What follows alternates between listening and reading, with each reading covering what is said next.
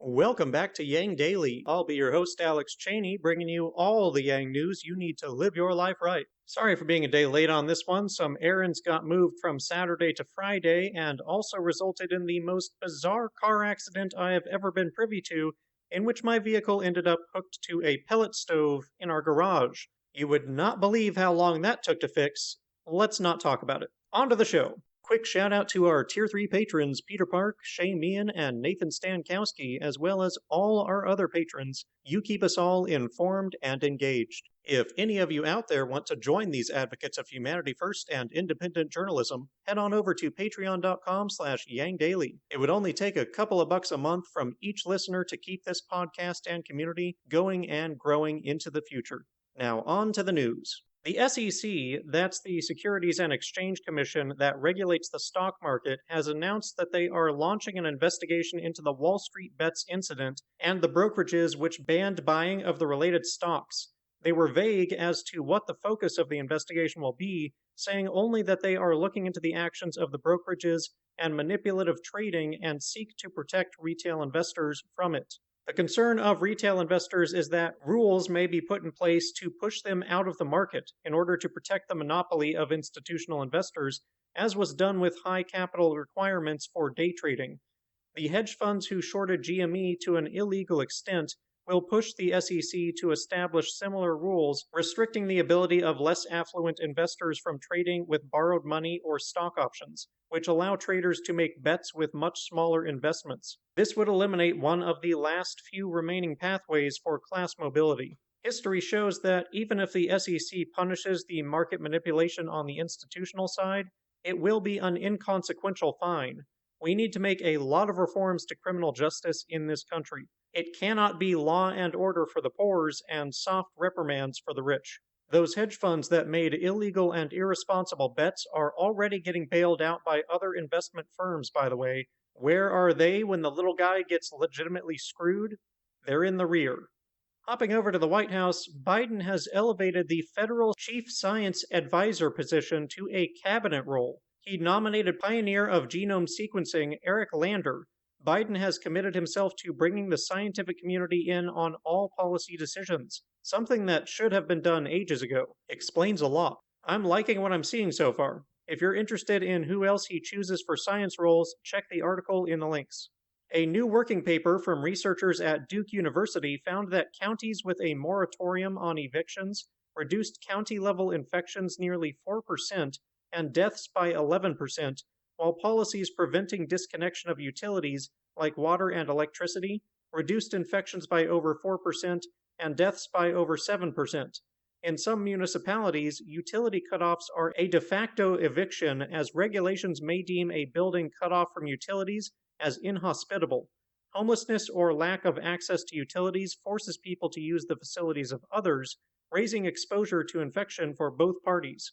Running water is also necessary for basic hand washing. Eviction policy has been highly inconsistent and was absent in the early weeks of the pandemic, costing many lives. Even the CDC's moratorium only called for preventing eviction of those whose finances had been impeded by the pandemic, as if the rest being evicted weren't every bit as much of a health concern. Just one more case where a lack of UBI cost both money and lives. The authors estimate that if a national moratorium on evictions and utility cutoffs had been implemented at the beginning of the pandemic, it would have reduced deaths by 56% compared to if no such policies were ever implemented. The cost of not having a UBI is much greater than the cost of having one, in both dollars and in lives.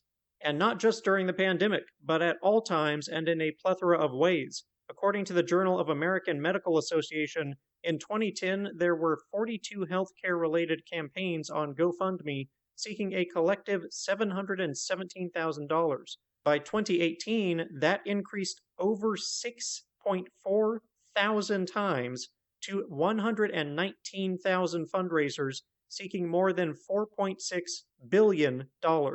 They now make up over 27% of GoFundMe campaigns. From GoFundMe's spokesperson, quote, "A fundraising platform cannot and should not be a solution to complex systemic problems that must be solved with meaningful public policy. Action must be taken at the local, state, and federal levels of government to make this a reality for all Americans. End quote. If Americans are not guaranteed access to food, are not guaranteed access to shelter, are not guaranteed access to health care, in what way has America lived up to the most fundamental promise of the Declaration of Independence, the right to life? And how can any patriot not be fighting for it? At least the new administration, though they don't yet support UBI, have expressed support for universal health care and do understand that change must come and are looking to help it along. In a recent meeting with VP Harris, Treasury Secretary Yellen, and NEC Director Deese, Biden stressed urgency in passing his relief bill, saying, quote, "I've been meeting all morning with other folks as well. The notion here is we have to act now. There's no time for any delay." End quote. Treasury Secretary Yellen also urged Congress to pass more relief. Quote, "The price of doing nothing is much higher than the price of doing something, and doing something big." End quote. Exactly right, Janet. Chamath Palihapitiya, who you might remember from his outspoken criticism of corporate bailouts and support of direct stimulus to citizens, has launched a website for his candidacy of Governor of California. No papers have yet been filed, but the website lists 6 policies. Eliminate state taxes, which he says will double revenue through economic growth, raise minimum teacher salaries to $70,000, make California the global center of all tech and climate jobs, allow students to choose any school they want via free school vouchers, guarantee income share agreements to end student loans, and give families $2,000 for every new child born in California. In the words of Pete Buttigieg, it's original, I'll give you that. I definitely am going to need more details to understand how some of these would work.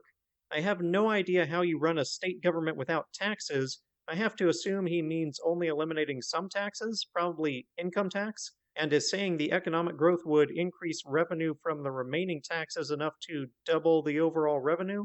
But I really have no idea, and even if that's the case, I have not seen any data that would support that claim.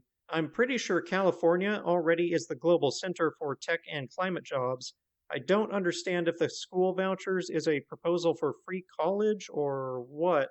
And I don't think a single $2,000 check is going to make any difference in people deciding whether or not to start a family in California. Overall, pretty bizarre platform in my opinion, but we'll keep an eye on it. Mayor Garcia has announced an expansion of Long Beach's basic income trial to include low-income students at Long Beach City College. One step at a time until it covers everyone, I guess. Every step forward is progress. Remember back when mayors for AGI didn't even exist? Yeah, we've come a long way. We would have killed for news like this back then. The Yang Gang are now thanking AOC and Bernie for their support of monthly checks. Drop them a line on social media, by letter, or on the phone to let them know that they're on the right track. Finally, Yang's campaign is making a final push for donations to end the first quarter strong. They've brought back our beloved adversary, the donation progress bar, this time with little prizes sprinkled in to unlock for each milestone. The first, at $75,000, has already been unlocked. It's a Zoom background that you can use that brings Yang into your meetings. It's a shot of his home, and the man himself pops his head in every now and then to say hello. There's also a little surprise for donors if you refresh the website homepage. One way to find out. And that'll do it for today's Yang Daily. Bookmark and share the eviction and GoFundMe studies. Share the Long Beach expansion. Thank AOC and Bernie. Let Biden know what you think of his actions so far and what should be next. Tell Yellen what that big action should be. Find out what awaits donors on yangforny.com. Flood Congress with calls, tweets, faxes, and letters using the Resist bot or Income Movement easy contacts below. If you need help, consult Humanity Forward, the Income Movement Aid Database, the Mission Asset Fund, or United Way, and don't forget to Yang Daily.